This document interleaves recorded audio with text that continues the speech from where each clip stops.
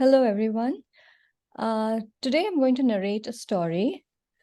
It's titled The Cherry Tree Buck by Robin Moore.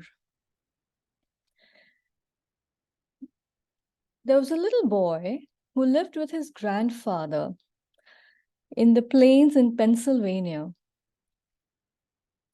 They had a house deep in the forest, which is surrounded by beautiful trees and shrubs and bushes. This boy had a beautiful relationship with his grandfather. And his grandfather would love to go on hunting expeditions every now and then. And the boy would accompany his grandfather on his many expeditions. They came across many, many strange events, which were so vivid in the boy's memory that he tried to narrate it to his friends, but nobody really believed him. This one story is an incident like this. Well, the boy and the grandfather one day were sitting and having breakfast. And Grandpa said, "Come on, son, let's go. Let's go and go on a hunting expedition to the forest, and we will go hunt for deer." The boy got all excited. He used to love going with his grandpa. He got all dressed up with his backpack, his little bag of cherries, his water bottle, and he went with his grandpa. Grandpa was very old-fashioned. He did not believe in modern equipment. So he had a very, very old, rifle. And they carried the gunpowder and the rifle, and they stepped out to go on the little trail into the dense forest.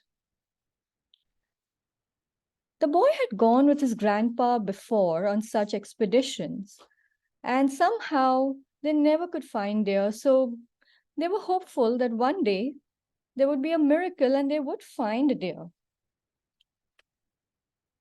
So that very fateful day, when they were waiting by the trail, they noticed a rustling in the trees ahead. The boy was alert, and so was Grandpa. They looked up ahead, and near the shrubs and the bushes, just near behind the tree, they noticed a buck. This was no ordinary buck. It had antlers with 6 pointers, which was very, very popular in Pennsylvania and very rare. And they looked at the beautiful buck looking back at them. They both stared at each other in silence. Grandpa took out his rifle and he wanted to load the bullets.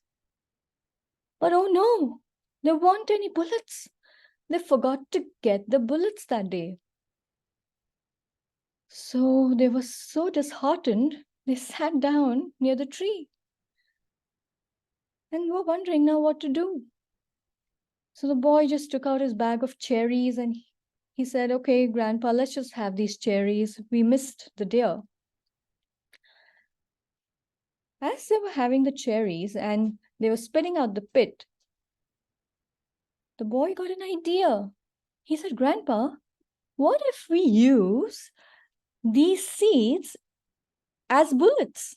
How would that be?" Grandpa thought for a moment and said, "Yes, son, that's a good idea. Let's try that." So they had a little cloth which they tore into pieces and they covered the pits and Grandpa put it into the barrel of the rifle and kept it ready. Then they waited. They were not hopeful of finding the deer again. But after a couple of hours, again they heard a little rustling near the trees up ahead. They both got up silently. They were prepared now. Grandpa picked up his rifle and he aimed at the deer's chest. And as he pulled the trigger, there was a huge explosion and a few sparks. And then something happened. There was blue smoke everywhere, so for a few seconds they couldn't see the deer. Everybody was wondering what had happened. After the smoke had cleared, they looked, and the deer was standing as he was right there. But there was something strange, and the deer's hair was a little ruffled. That's when they realized what had happened. The little seed, the cherry seed, had got stuck and got lodged and had lodged itself in the deer's hair. The deer looked at Grandpa and the little boy, stunned, and then coming to his senses, he just took off. Well, Grandpa and the boy went back to their home, and many months passed by.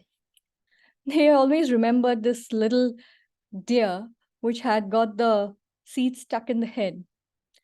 But they didn't see it again ever on any other hunting expedition. A year passed by. One fine day, again, when the boy and the grandfather were in the forest, they noticed something very strange. A cherry tree was walking along the trail ahead. When they could get a closer look, they saw that this little buck had grown a 3-foot cherry tree on top of his head. And there were a few cherries on it. This was really, really strange. A cherry tree growing on top of a deer? Well, it was really a happy moment for the boy.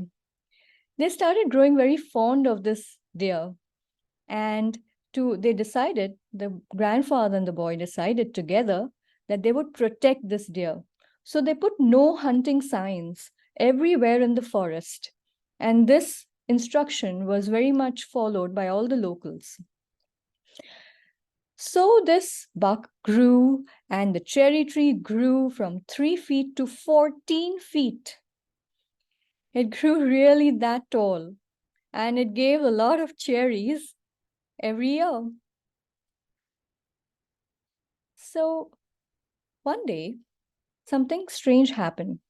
The boy and the grandfather were having breakfast, and they heard a loud gunshot in their backyard.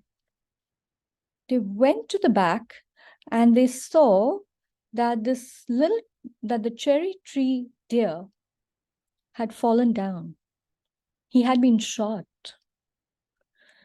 Grandfather was filled with rage, and he ran toward the deer, and he wanted to look around to see who had done this. He saw some young boys of 15 or 18 years old, and they were just, they were moving around at the back, and he saw that they were having the gun. Grandfather ran behind them, but they were too quick and they just dashed off. This boy and his grandfather were so upset on seeing the deer like that on the ground. They tried to see if he was alive, but he wasn't. Well, at any other time, if grandfather had hit a deer or killed a deer, what they would have done is that grandmother would have cooked the meat and they would have savored it as soup or something. And grandfather would have made the skin into bags. That's what they would do. But not this deer. They were particularly attached to the cherry tree buck. So grandfather was very sad, and he took the buck, he dug a hole in the ground, and he buried the buck very gently. And he put the cherry tree in such a way that it stuck above the ground. This cherry tree gave beautiful cherries every year. And it grew bigger and taller, and it flourished. And it reminded the boy and the grandfather of this beautiful deer. One day the boy decided that he wanted to climb up and pick pick out the few cherries from the top.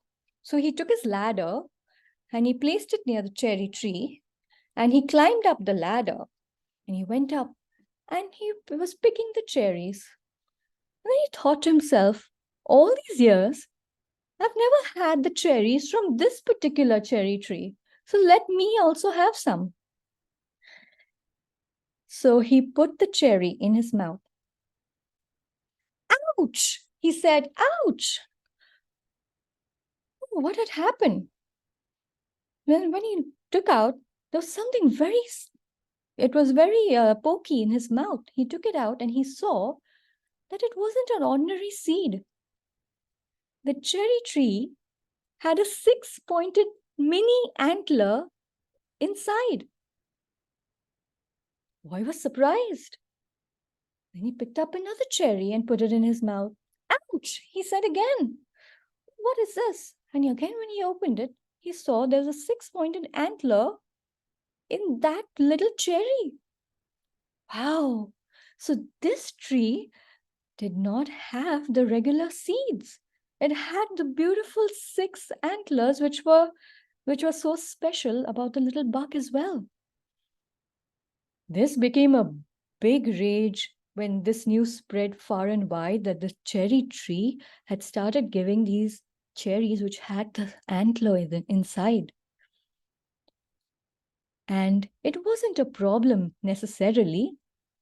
But what was interesting is that it took a long time for them to peel the flesh of the cherry and keep the antler aside. So the boy and the grandfather then used these mini antlers as toothpicks in their house, which they even have till today. And this tree became one of the most famous trees in the area. And year on year, it gave beautiful cherries. Thank you.